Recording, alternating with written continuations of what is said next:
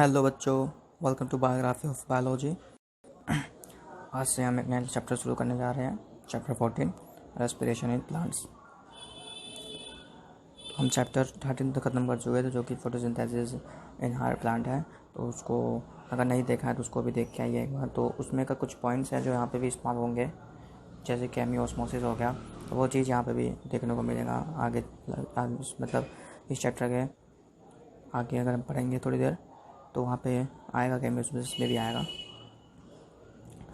तो चाहे तो उसको पढ़ सकते हैं, चैप्टर 14 भी। वैसे भी बहुत इंपॉर्टेंट चैप्टर है वो, फोटोसिंथेसिस, जहाँ पे मतलब उसमें बताया गया है कैसे फूड बनता है, शुगर बनता है जी, जो कि बहुत इंपॉर्टेंट चीज़ है। स्टार्ट करते हैं इस चैप्टर को बिना टाइम वेस्ट किए।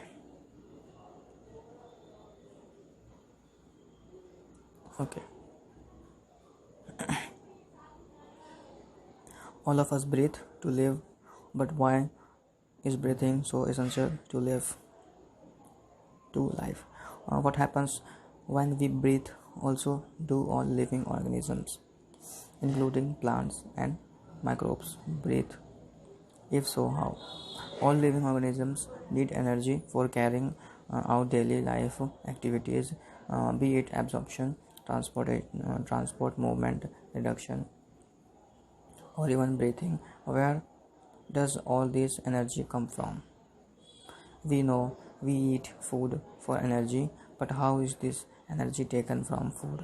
तो यही कुछ सवाल हैं एनसीईआरटी हमसे पूछ रही है कि कैसे फूड में एनर्जी आती है, और सबको हमको कुछ भी काम करने के लिए एनर्जी जरूरत पड़ती है। हम फूड खाते हैं, पर फूड में एनर्जी कैसे आती है, ठीक है, वो कैसे आती है वो हम देखेंगे, हम देख चुके हैं। वैसे फूड में एनर्जी कैसे आती है वो हम देख चुके हैं, पर फूड का जो एनर्जी होती है वो हमारे बॉडी इस्तेमाल कैसे करता है वो इस चैप्टर में हम देखेंगे, रेस्पिरेशन में। ठीक, how is this energy utilize, ठीक है, ये हम देखेंगे इस चैप्टर में। How is this energy utilized, ये यूटिलाइज कैसे होता है। Do all foods give the same amount of energy? Do plants eat? Where do plants get their energy from? And micro organisms for their energy requirements? Do they eat food? You may wonder at the several questions raised above. They may seem to be very disconnected, but in reality, the process of breathing is very much connected to the process of release of energy from food. Let us try and understand how this happens.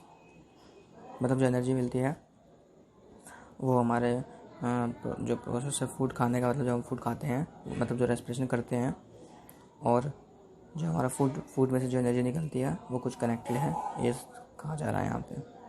और ऐसा होता भी है, क्योंकि जब हम निकलते हैं रेस्पिरेशन समय में, जब हम सेलुलर रेस्पिरेशन होता है और एनर्जी बाहर निकलते हैं हमारे सेल से, एनर्जी मतलब ले लेता है हमारा सेल जो होता है फूड से, जब एनर्जी निकालता है ग्लूकोज से, शुगर से, तो वहाँ पे हमें ऑक्सीजन की ज़रूरत पड़ती है, जो लास्ट में आता है, उसका लास्ट काम होता है ऑक्सीजन का, इलेक्ट्रॉन को लेने का और प्रोटॉन को लेने का। तो वो जो ऑक्सीजन होता है वो हमारे ब्रीथिंग से ही आता है, जो हम ब्रीथ करते हैं। All the energy required for life processes is obtained by oxidation of some micromolecules that we called food. Only green plants and cyanobacteria can prepare their own food by the process of photosynthesis. They trap light energy and convert it into chemical energy that is stored in the bonds of carbohydrates like glucose, sucrose and starch. तो ये जो भी बताया गया है कि जो photosynthesis के थ्रू फूड बनता है और लाइट एनर्जी को केमिकल एनर्जी में स्टोर किया जाता है, और जो ये बॉन्ड्स के फॉर्म में होते हैं ग्लूकोज, सुक्रोज एंड स्टार्च में जो बॉन्ड्स होते हैं उन्हीं में ही हमको एनर्जी देखने को मिलता है। तो हमको जब एनर्जी होती है वो बॉन्ड्स ब्रेक करते हैं हम, और हमको एनर्जी मिलती है। We must remember that in green plants too not all cells, tissue and organs photosynthesis, only cell containing chloroplasts that are most often located in the superficial layer carry out photosynthesis. Hence, even in green plants, all other organs, tissue and cells that are non-green need food for oxidation. Hence, food has to be translocated to all non-green plants parts. ये कहना है कि जो chloroplast होते हैं वहीं पे खाना बनता है, तो जो जो नॉन ग्रीन प्लांट्स होते हैं, मतलब उसी प्लांट का जो नॉन ग्रीन पार्ट्स होते हैं उसी प्लांट का, तो वो तो खुद से नहीं बना सकते क्योंकि उनका क्लोरोप्लास्ट नहीं है। तो एक इसका कहने का मतलब ये है कि वहाँ पे भी खाना ट्रांसलोकेट किया जाता है। ग्रीन प्लांट मतलब ग्रीन जो पार्ट्स होते हैं वहाँ से ट्रांसलोकेट किया जाता है, और वो जो सुक्रस के फॉर्म में उसको ट्रांसलोकेट किया जाता है। ये भी शुगर का एक फॉर्म होता है। एनिमल्स आर हाइड्रोट्रॉपिक, एनिमल्स जो होते हैं हाइड्रोट्रॉपिक होते हैं। They obtain food from plants, plants है वो फूड लेते हैं डायरेक्टली और इनडायरेक्टली। डायरेक्टली हर्बीवोर्स और इनडायरेक्टली कार्निवोर्स। सैप्रोफाइट्स होते हैं कुछ, जैसे कि fungi are dependent on that and decaying matters. तो जो living organism dead and decaying matters पर लिव करते हैं वो सब सैप्रोफाइट्स बोलते हैं, जैसे कि फंगी हो गया। What is important to recognize is that utilization all the food that is required for life processes comes from photosynthesis। तो जितने भी फूड का यूटिलाइजेशन करते हैं रेस्पिरेशन के लिए, तो सारे चीज़ जो भी होते हैं वो फूड से ही आते हैं, फोटोसिंथेसिस से ही आता है। मतलब this chapter deals with cellular respiration, और इस चैप्टर में हम सेलुलर रेस्पिरेशन के बारे में पढ़ेंगे। मतलब कि सेलुलर रेस्पिरेशन का मतलब है कि जो सेल जो होते हैं वो कैसे रेस्पायर करते हैं, मतलब वो एनर्जी को कैसे लेते हैं फूड में से एनर्जी कैसे लेते हैं। मतलब all the mechanism of break down of food materials within the cell to release energy, and the trapping of this energy for synthesis of ATP.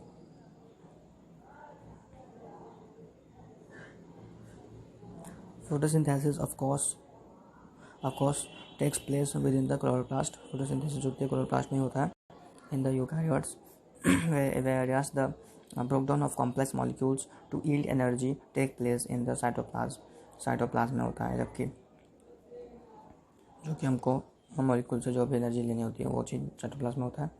And in the mitochondria का अंदर mitochondria कहाँ होता है, वो माइटोकॉन्ड्रिया मतलब cytoplasm में होता है, इसलिए कह रहे हैं ये।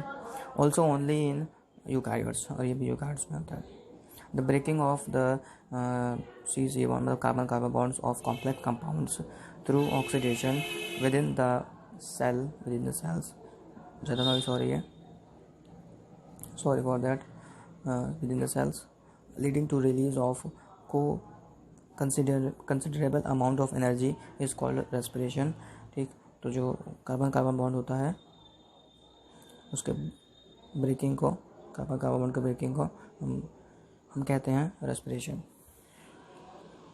और ये ऑक्सीडेशन के थ्रू होता है सेल के अंदर। और फिर इसमें से कुछ जो भी मतलब हमको एनर्जी होती है इसमें से एनर्जी निकलती है, और ये एनर्जी में जरूरत पड़ती है जिसके बाद से रेस्पिरेशन होता है, solar respiration. The compounds that are oxidized during the process are known as respiratory substrates. जो ऑक्सीडाइज होते हैं उसको हम रेस्पिरेटरी सबस्ट्रेट्स बोलते हैं। Usually carbohydrates are oxidized to release enzyme. तो जनरली जो इसमें होते हैं वो कार्बोहाइड्रेट्स होते हैं जो ऑक्सीडाइज होते हैं, पर कभी कभार प्रोटीन और फैट्स भी होते हैं, पर प्रोटीन जो होते हैं बहुत कम ही उसको इस्तेमाल किया जाता है ऑक्सीडाइज करके एनर्जी के लिए। सॉरी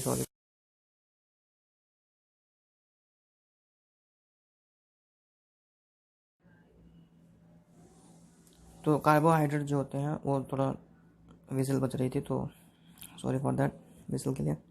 कार्बोहाइड्रेट जो होते हैं ऑक्सीडाइज होते हैं जनरली एनर्जी के लिए, पर अगर जब कार्बोहाइड्रेट मतलब अवेलेबल नहीं होता, जब फैट का इस्तेमाल किया जाता है मतलब बहुत डाइवर्स कंडीशन में, और अगर बहुत ही ज़्यादा डाइवर्स कंडीशन है तो प्रोटीन का भी इस्तेमाल किया जाता है, पर प्रोटीन बहुत कम इस्तेमाल किया जाता है, जनरली इसका इस्तेमाल नहीं किया जाता है। सबसे पहले मतलब प्रायोरिटी होती है कार्बोहाइड्रेट्स एनर्जी के लिए, फिर होता है फैट, फिर होता है proteins. And even organic acids can be used as a respiratory substrate in some plants under certain conditions. ठीक, सर्टेन कंडीशंस पे कुछ इसकी कंडीशन होती है, मतलब एक्सट्रीम कंडीशन पे ही होते हैं ये, हर समय नहीं रखता है, कभी कभार। During oxidation within a cell all the enzyme content in respiratory substrates is not released free into the cell, वो सेल में फ्री नहीं होते हैं, all in a single step. It is released in a series of slow stepwise reaction controlled by enzymes, and it is trapped as a chemical energy in the form of ATP. तो जो energy होती है वो एक chemical energy के form में क्या कहते हैं उसको ट्रैप्ड होती है, उसको बोलते हैं हम ATP के फॉर्म में ट्रैप्ड होती है।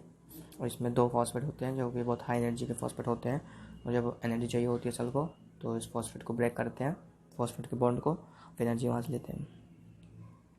Hence it is important to understand that the energy released by oxidation in respiration is not, or rather cannot be used directly but is used to synthesis ATP। तो उसको direct इस्तेमाल नहीं कहते हैं, उसको ATP बनाने में काम आता है, ऑक्सीडाइज करने। जब कार्बोहाइड्रेट्स का ऑक्सीडाइज करते हैं तो उसको ATP बनाने में इस्तेमाल करते हैं, फिर बाद में फर्दर जब हमको ज़रूरत पड़ती है तो ATP को ब्रेक करके उसमें से एनर्जी लिया जाता है, which is broken down whenever and wherever energy needs to be utilized। Hence ATP acts as the energy currency of the cell। तो ATP जो होती है एनर्जी करेंसी होती है हमारे सेल की। This energy trapped in ATP is utilized in various energy requiring processes of the organisms, and the carbon skeletal producing during respiration is used as precursors for biosynthesis of other molecules in the cell। Do plants breathe? Well, the answer to this question is not quite so direct. Yes, plants require oxygen for respiration to occur, and they also give out CO2. Hence, plants have systems in place that ensure the availability of oxygen. Plants, unlike animals, have no specialized organs for gaseous exchange। उनके पास gaseous exchange के लिए कोई specialised organ नहीं होता है, जैसे हमारे पास होता है लंग्स होता है, उनके पास नहीं होता लंग्स वगैरह। पर मतलब ऑक्सीजन को अंदर लाने का मतलब ये जो सिस्टम हमारे में है रेस्पिरेशन के लिए, ब्रीथ के लिए, उनके पास मतलब ब्रीथिंग सिस्टम नहीं होता है, पर हाँ रेस्पिरेशन वो भी करते हैं, रेस्पायर करते हैं प्लांट्स भी, ये बात कतई गलत नहीं है। But they have stomata and lenticels. ठीक, उनके गैसियस एक्सचेंज के लिए वो अपने स्टोमाटा का इस्तेमाल करते हैं, लेंटिकल्स का इस्तेमाल करते हैं for this purpose. There are several reasons why plants can get along without respiratory organs. वो बिना रेस्पिरेटरी ऑर्गन से भी वो रह सकते हैं। First, each plants part take care of, मतलब प्लांट के जितने पार्ट्स होते हैं उसको खुद ही अपना रेस्पायर करना होता है, ऑक्सीजन का एक्सचेंज करना होता है। There is very little transport of gases from one plant part to another। एक पार्ट से दूसरे पार्ट में ट्रांसफर बहुत कम होता है गैसेस का। सेकंड दूसरी बात है, plants do not present great demands for gas exchange। तो प्लांट में कोई ऐसा चीज़ नहीं होता, मतलब कोई ऐसा डिमांड नहीं है गैस एक्सचेंज करने का। Root stems and leaves respire at rates far lower than animal do. उनसे बहुत कम उनको रेस्पायर करने की जरूरत पड़ती है। Only during photosynthesis are large values of gaseous exchange, and each leaf is very well adapted to take care of its own needs during these periods। तो उनको हमारी जितनी जरूरत नहीं पड़ती है रेस्पिरेशन की, हर छोटे मोटे काम में हमको रेस्पिरेशन पड़ती है। ठीक, कंटिन्यूसली हमको रेस्पायर करना पड़ता है, ब्रीथ करना पड़ता है मतलब, तो उनको नहीं जरूरत पड़ती ब्रीथ करने के लिए। इनको बस किसी समय पे, जैसे फोटोसिंथेसिस के समय पे गैसेस एक्सचेंज की जरूरत पड़ती है, तो ये प्लांट केयर कर सकता है इस चीज़ का अपना। उसमें ऐसी फैसिलिटीज़ हैं जैसे कि क्लोरोप्लास्ट हो गया, और स्टेम में भी देखने को मिलता है, जैसे लेंटिकल्स हो गया स्टेम में देखने को मिलता है, तो लेंटिकल्स भी करते हैं gases exchange. When cell photosynthesise, availability of oxygen is not a problem in these cells since oxygen is released with in the cell. तो ऑक्सीजन जो अवेलेबिलिटी होती है वो इसके लिए बहुत बड़ी बात नहीं है, क्योंकि ऑक्सीजन जो होता है वो खुद ही सेल के अंदर रिलीज होता है। हम ये देख चुके हैं चैप्टर नंबर 13 में, इससे पहले वाले चैप्टर में हम देख चुके हैं कि कैसे वो ऑक्सीजन अवेलेबल होता है जो कि H2O से मिलता है। H2O जब होता है तब ग्लूकोज जब बनता है तब मतलब फोटोसिंथेसिस के समय शुगर बनाने का जब प्रोसेस होता है तो उसमें H2O को हम मतलब वाटर को तोड़ा जाता है, ब्रेक किया जाता है, उस समय ऑक्सीजन निकलता है, तो ये ऑक्सीजन वहाँ से आ जाता है, तो इनको ऑक्सीजन की ज़्यादा ज़रूरत मतलब नहीं पड़ता है, वहाँ से इस्तेमाल कर लेते हैं ये लोग, बल्कि इनको ऑक्सीजन रिलीज करते हैं। Distance that gases must diffuse even in large, bulky plants is not great. Each living cell in the plant is located quite close to the surface of the plant. मतलब जितने भी sales होते हैं plant के एक दूसरे से close में होते हैं, ज़्यादा दूर नहीं होते हैं, ठीक, तो आराम से उसमें गैस डिफ्यूजन हो सकता है, कोई प्रॉब्लम नहीं है। This is true for leaves, you may ask, but what about thick woody stems and roots. अब इनके बारे में क्या होगा? In stem the living cells are organised in thin layers inside and beneath the bark. तो bark के अंदर तो वो बहुत पतले पतले लेयर्स में होते हैं। They also have opening called lenticel, उनके पास ओपनिंग भी होती है लेंटिकल्स जैसे, लेंटिकल्स नाम के, जो कि ब्रांच में देखने को मिलता है। स्टेम्स में मतलब the cells in the interior are dead and provide only mechanism support. जो ऊपर के जो होते हैं सेल्स होते हैं वो डेड होते हैं और मैकेनिकल सपोर्ट के लिए होते हैं वो। Thus most cells of the plant have at least a part of their surface in contact with air. तो जनरली जो सारे पार्ट होते हैं वो एयर के कॉन्टैक्ट में होते हैं। This is also facilitated by the loose packing of parenchyma cells in leaves. Stems and roots, which provide an interconnected network of air spaces, the complete combustion of glucose, which produces CO2 and H2O as end product, yield energy, most of which is given out as heat. तो complete combustion हम glucose का कब बोलेंगे? मतलब complete जो digestion हो जाएगा, मतलब ब्रेकडाउन हो जाएगा ग्लूकोज का, जब हमको ये दो चीज़ मिलेगा, कार्बन डाइऑक्साइड एंड H2O। जब ये दो चीज़ हमको मिलेगा तब हम मानेंगे कि कंप्लीट इसका ऑक्सीजन कम्बशन हो चुका है, ठीक। और यहाँ पे एक यहाँ पे हमको दे रखा है रिएक्शन, ये रहा CH2 मतलब ग्लूकोज प्लस O2 कंबशन करने के लिए, यह एरोबिक रेस्पिरेशन के लिए है। ये 6 CO2 हमको मिला है प्लस 6 H2O मिला है और एनर्जी मिला है, ठीक। ये हमारा रेस्पिरेशन है, रेस्पिरेशन यही होता है। If this energy is to be useful to the cell, it should be able to utilize it to synthesize other molecule that the cell requires. तो यहाँ पे एनर्जी निकलती है और H2O निकलता है और CO2 निकलता है, जो कि हमको पता है। तो फिर क्या होगा?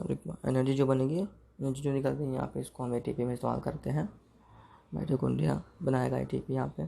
The strategy that the plant cell uses is to catabolize the glucose molecules in such a way that not all the liberated energy goes out as heat.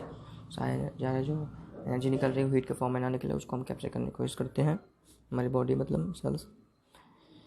The key is to oxidize glucose. बड़ी बात यह है कि glucose को कैसे oxidise करें, not in one step but in several small steps, enabling some steps to be just large enough such that the energy released can be coupled to ATP। तो इसको बहुत छोटे छोटे स्टेप्स में तोड़े जाते हैं ATP के फॉर्म में, फिर इसको कन्वर्ट किया जाता है। इनको जलाना नहीं है क्योंकि हमको हमें हीट में फॉर्म में नहीं निकालना है, इसलिए हमें स्लो करना होगा धीरे धीरे कि ATP में कन्वर्ट होते रहे वो। How this is done is essential the story of respiration. और ये कैसे होता है, इसी को हम बोलते हैं story of respiration. During the process of respiration, oxygen is utilized and carbon dioxide, water and waste and energy are released as product. Respiration के समय ऑक्सीजन को यूटिलाइज करके कार्बन डाइऑक्साइड, वाटर और एनर्जी बाहर निकलता है। The combustion reaction requires oxygen, इसमें oxygen लगता है। But some cells live where oxygen may not be available. तो किसी में ऑक्सीजन मतलब ऐसे कुछ सेल्स हो सकते हैं ऐसे जगह पर जो रहते होंगे जीव, ठीक, वहाँ पे ऑक्सीजन और अवेलेबल नहीं भी हो सकता है, ठीक, वो भी डिपेंड करता है कि नहीं है। तो can you think of such situation and organisms where O2 is not available, जहाँ पर O2 अवेलेबल नहीं होता है, जैसे कि ईस्ट हो गया, फिश जो होते हैं वो एनारोबिक रेस्पिरेशन करते हैं जिसमें ऑक्सीजन की जरूरत नहीं पड़ती है. There are sufficient reasons to believe that the first cells on this planet lived in an atmosphere that lacked oxygen. तो जो शुरू वाले जो सबसे पहले ऑर्गेनिज्म होंगे वो भी ऑक्सीजन से रेस्पिरेट नहीं करते होंगे, वो भी एनारोबिक रेस्पिरेशन करते थे. Even among present day living organisms, we know of several that are adapted to anaerobic conditions. Some of these organisms are facultative anaerobic, while in others the requirement of anaerobic condition is obligate. तो उसमें से कुछ जो हैं वो facultative anaerobic हैं, मतलब कि वो क्या कहते हैं उसका, वो पहले से ही एरोबिक रहते हैं, पर उस पर मतलब अगर ऑक्सीजन नहीं प्रेजेंट है तो वो एनारोबिक बन सकते हैं. और दूसरे जो हैं for anaerobic condition is obligate. दूसरे जो हैं वो अपने एनारोबिक कंडीशन पर डिपेंड करते हैं, मतलब अगर रिक्वायरमेंट वहाँ पे रहेगी. हाँ, मतलब ये जो है ये होते हैं ऑब्लिगेट वाले जो होते हैं, अगर जैसे कि वहाँ पे ऑक्सीजन नहीं प्रेजेंट है तो वो एरोबिक वाला छोड़ के एनारोबिक करेंगे रेस्पिरेशन, तो वो हो गए ऑब्लिगेट वाले हो गए. और जो फैकल्टेटिव वाले होते हैं तो वो मतलब ये लोग एनारोबिक ही होते हैं. In any case all living organisms retain the enzymatic machinery to partial oxidize glucose without the help of oxygen. और यहाँ पे पार्शियली ऑक्सीडाइज होता है ग्लूकोज, ठीक. और यहाँ पे CO2 और H2O नहीं मिलता है. CO2 निकल सकता है पर H2O नहीं, दोनों साथ में नहीं निकलता है, मतलब ये फुल्ली ऑक्सीडाइज नहीं होता है, पार्शली ऑक्सीडाइज होता है. This break down of glucose to pyruvic acid is called glycolysis. और इसको हम जो ग्लाइकोलाइसिस होता है इसमें एक प्रोसेस होता है जिसमें ग्लूकोज टूटता है पायरुविक एसिड में, उसको हम ग्लाइकोलाइसिस बोलते हैं. तो देखते हैं ग्लाइकोलाइसिस में क्या होता है. 10 स्टेप्स होते हैं, देखते हैं glycolysis. The term glycolysis has originated from Greek word glyco for sugar. Glyco मतलब होगा sugar, and lysis मतलब होगा splitting, ठीक, शुगर का टूटना. The scheme of glycolysis was given by Gustav Emden, Otto Meyerhof and J. Parnas. तो इन तीनों लोगों के हेल्प से ये मतलब डिस्कवर किया गया था. इन तीनों ने मतलब इसमें हेल्प किया था ग्लाइकोलाइसिस को फाउंड करने में, फाइंडिंग में. और इन्हीं के नाम पे हमें इस प्रोसेस को नाम भी दे रखा है EMP pathway. E for Embden और M for Meyerhof, P for Parnas. In anaerobic organisms it is the only process in respiration. Anaerobic process में यही एक प्रोसेस होता है जो कि देखने को मिलता है. Glycolysis occur in the cytoplasm of the cell and is present in all living organism. जितने भी लिविंग ऑर्गेनिज्म होते हैं सब में ग्लाइकोलाइसिस देखने को मिलेगा, सिवाय वायरस के. बैक्टीरिया में भी देखने को मिलता है पर वायरस में नहीं देखने को मिलता है, क्योंकि वो उसको हम लिविंग नहीं मानते हैं, ना लिविंग मानते हैं ना नॉन लिविंग मानते हैं.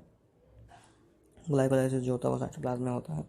इन this process glucose undergoes partial oxidation to form 2 molecules of pyruvic acid.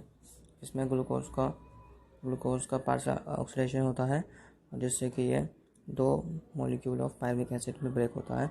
In plants this glucose is derived from sucrose. Plants में ये ग्लूकोज जो होता है वो सुक्रोज से डिराइव होता है, which is the end product of photosynthesis और फ्रॉम स्टोरेज. ये हम सब देख चुके हैं चैप्टर 13 में, इससे पहले वाले चैप्टर में फोटोसिंथेसिस इन हायर प्लांट्स. अगर नहीं देखा तो प्लीज़ उसको भी देखें. फिर carbohydrates. Sucrose is converted into glucose and fructose by the enzyme invertase, and these two monosaccharides radially enter the glycolytic pathway. जो सुक्रोज होता है वो कन्वर्ट किया जाता है ग्लूकोज में, फिर उसको फ्रक्टोज में कन्वर्ट करते हैं. इसमें एक एंजाइम लगता है जिसका नाम है इन्वर्टेज. और ये मोनोसैकेराइड जो है वो ग्लाइकोलिटिक पाथवे में फिर एंटर करता है. मतलब glucose and fructose are phosphorylated to give rise to glucose 6 phosphate. ठीक है, जो ग्लूकोज एंड फ्रक्टोज जो होता है वो फॉस्फोराइलेटेड होता है, उसको एक्टिवेट किया जाएगा और फिर वो कन्वर्ट होगा ग्लूकोज 6 फॉस्फेट में by activating of enzyme hexokinase activity hexokinase के हेल्प से। This phosphorylated form of glucose then isomerise to produce fructose 6 phosphate और फिर इसको फिर आइसोमराइज किया जाएगा। यहाँ पे एक आइसोमराइज लगता है जिसको हम मतलब उस आइसोमर यहाँ पे एक लगता है जिसका नाम है फ्रक्टोज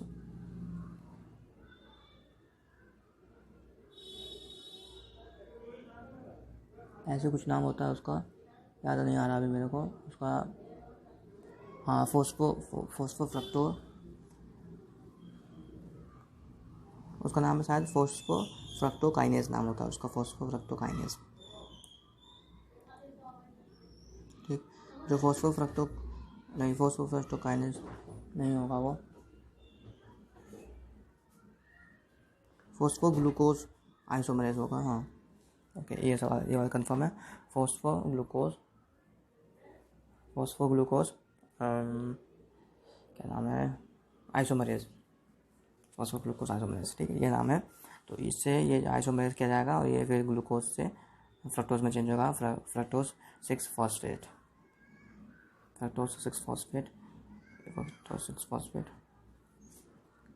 ठीक, ये ग्लूकोज 6 फॉस्फेट से फ्रक्टोज 6 फॉस्फेट में कन्वर्ट हो जाएगा ये isomerase by the help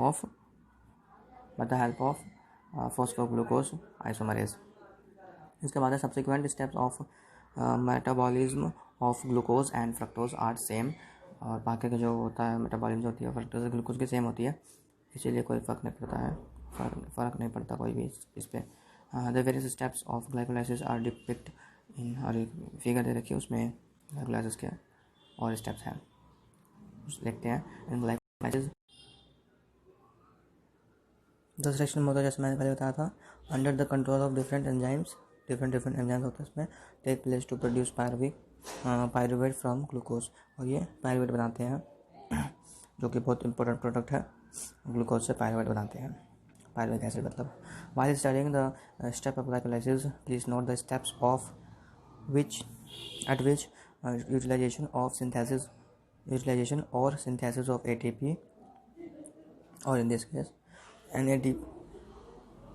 NADH plus H plus takes place। मतलब इसमें कहा गया है कि नोट करें वो स्टेप्स जहाँ पे यूटिलाइज़ किया गया है और सिंथेसाइज किया गया, मतलब जहाँ पे ATP का इस्तेमाल किया है और NADPH2 का और इसको बनाया गया है, मतलब जहाँ पे इस्तेमाल भी किया गया और जहाँ पे बनाया गया है इस प्रोसेस में, पूरे ग्लाइकोलाइसिस में, उसको नोट करें, वो बहुत इंपॉर्टेंट चीज़ है। इसलिए ATP is utilized at 2 steps, 2 जगह पे इसको इस्तेमाल किया जाता है, किया गया है मतलब। First in the conversion of glucose into glucose 6 phosphate, glucose से ग्लूकोज 6 फॉस्फेट में कन्वर्ट करने के लिए ATP का इस्तेमाल होता है। And second in the conversion of fructose 6 phosphate to fructose 1,6 biphosphate, और दूसरा फ्रक्टोज 6 फॉस्फेट से फ्रक्टोज बाइफॉस्फेट के कन्वर्जन में इस्तेमाल होता है दूसरा ATP। और फर्स्ट ATP का होता है जब हमें ग्लूकोज से ग्लूकोज 6 फॉस्फेट में कन्वर्ट होना होता है, तब पहला ATP इस्तेमाल होता है। इसको हम देखते हैं फिगर में।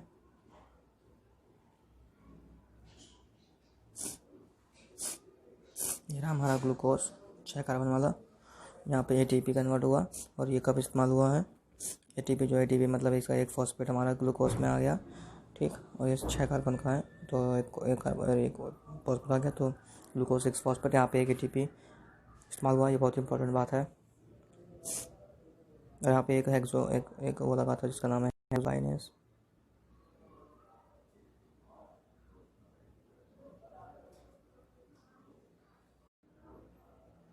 ठीक। और इसके बाद जो हमारा ग्लूकोज 6 फॉस्फेट है, ग्लूकोज 6 फॉस्फेट फ्रक्टोज 6 फॉस्फेट में जब कन्वर्ट होता है, तो यहाँ पे भी एक एंजाइम लगता है जिसका नाम है फॉस्फोग्लूकोज invertase,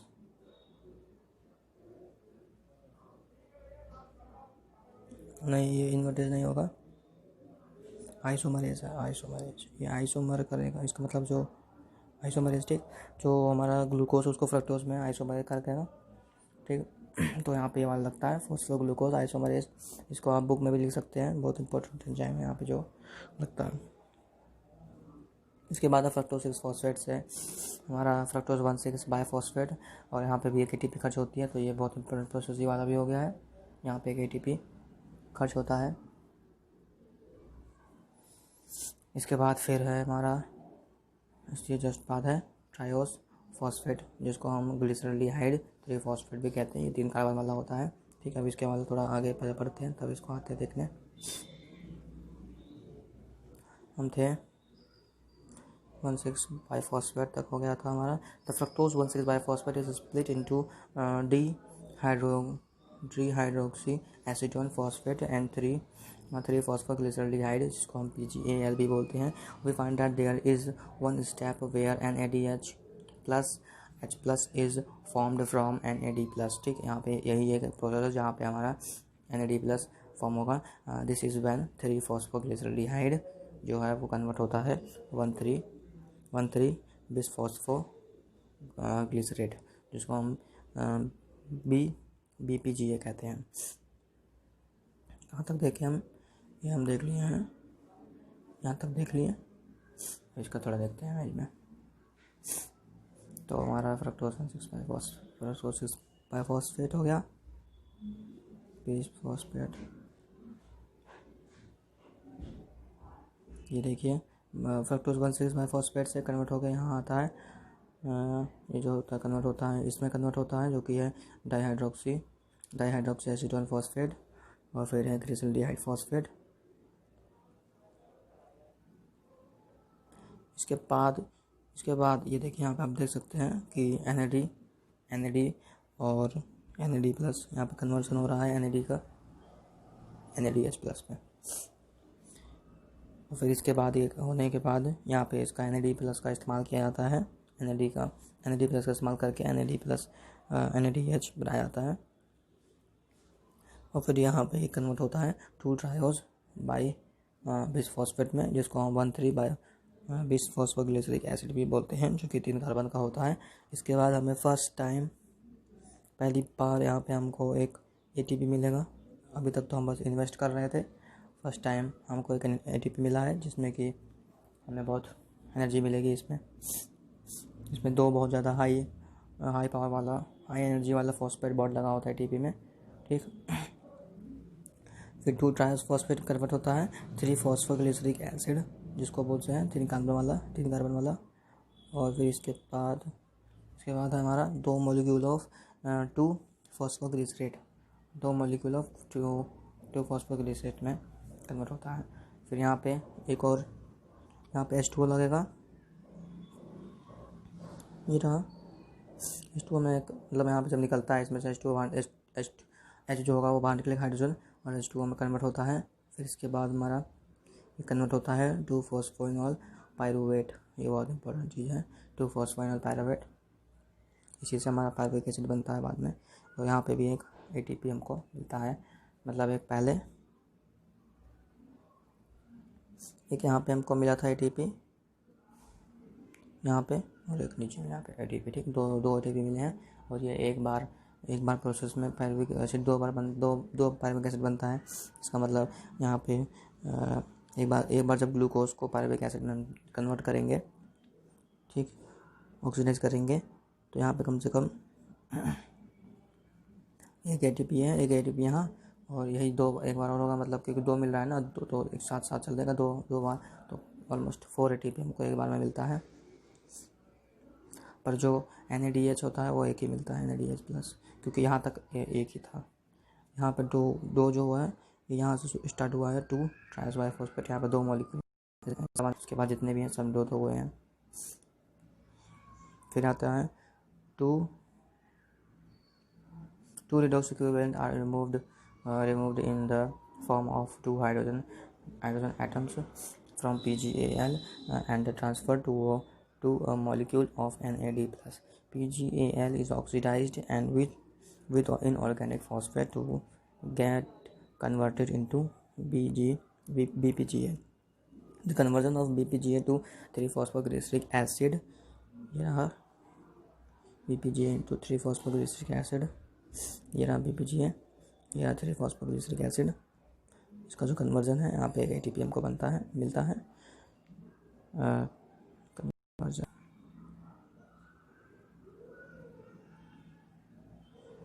is also an energy yield process. यहाँ पर एनर्जी मिलती है.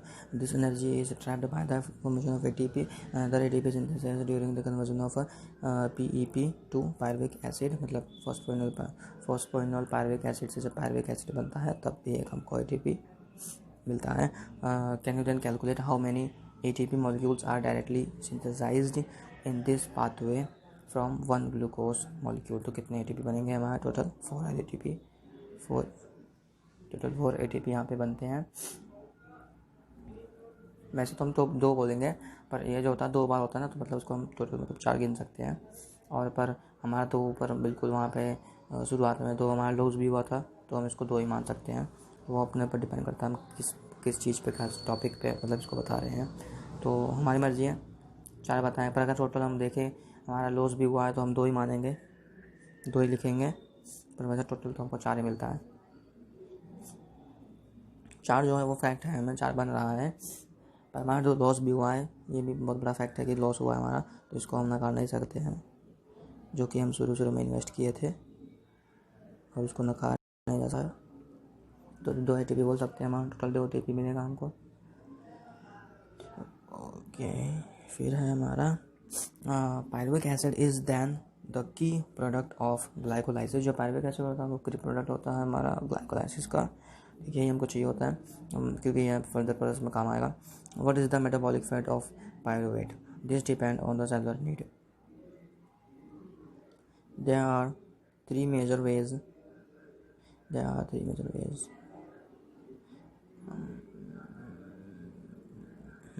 There are 3 major ways in which different cells handle pyruvic acid. ठीक है, 3 बड़े यहाँ पे वेज हैं, तरीके हैं, कारण है कि जो सेल्स होते हैं वो पायरुवेट को कैसे मतलब हैंडल करते हैं, जो कि हमें ग्लाइकोलाइसिस से मिलता है. These are lactic acid fermentation. ठीक है, यहाँ पे लैक्टिक एसिड फर्मेंटेशन है, अल्कोहलिक फर्मेंटेशन है और एरोबिक रेस्पिरेशन है. तो जो फर्मेंटेशन वाली चीज़ें हैं वो एनारोबिक होते हैं, उसमें ऑक्सीजन का इस्तेमाल नहीं होता है और ये भी पायरुविक एसिड से ही होता है. पर और जो जिसमें ऑक्सीजन का इस्तेमाल होता है वो एरोबिक होता है, ये भी पायरुविक एसिड से ही होता है. Fermentation takes place under anaerobic conditions in many prokaryotic and unicellular eukaryotes. For the complete oxidation of glucose to CO2 and H2O, however, organisms adopt Krebs cycle. ठीक, जब हमको पूरा मतलब अच्छे से उसको मतलब ब्रेक करना होगा, ग्लूकोज को कंप्लीट ऑक्सीडाइज करना होगा उसको, उस समय पे हम सिर्फ और सिर्फ Krebs साइकिल का इस्तेमाल किया जाता है. ऑर्गेनिजम्स Krebs साइकिल का इस्तेमाल करते हैं. ये बहुत ज़्यादा डेवलप्ड प्रोसेस है. ठीक है, पर जिसमें Krebs साइकिल का इस्तेमाल नहीं हो रहा है, मतलब उसमें ऑक्सीजन का इस्तेमाल नहीं किया जा रहा है, और वो जो है मतलब वो जो प्रोसेस है, मतलब जिसमें Krebs साइकिल नहीं है तो वो एनारोबिक पाथवे को फॉलो कर रहा है, एनारोबिक रेस्पिरेशन कर रहा है वो organism, which is also called as aerobic respiration. Krebs cycle को हम एरोबिक रेस्पिरेशन भी कहते हैं. This requires oxygen supply. और यहाँ पे ऑक्सीजन की सप्लाई जरूरत पड़ती है, क्योंकि इसके बाद जो है वो उसमें जाता है, ETS में जाता है, इलेक्ट्रॉन ट्रांसपोर्ट सिस्टम में, जहाँ पे ऑक्सीजन दिया जाता है. ठीक, तो ये लेक्चर यहीं समाप्त होता है, क्योंकि लेक्चर ज़्यादा बड़ा हो जाएगा तो सही नहीं है. आप लोग से रिक्वेस्ट है कि अप्लाई करते रहिए. All the very best.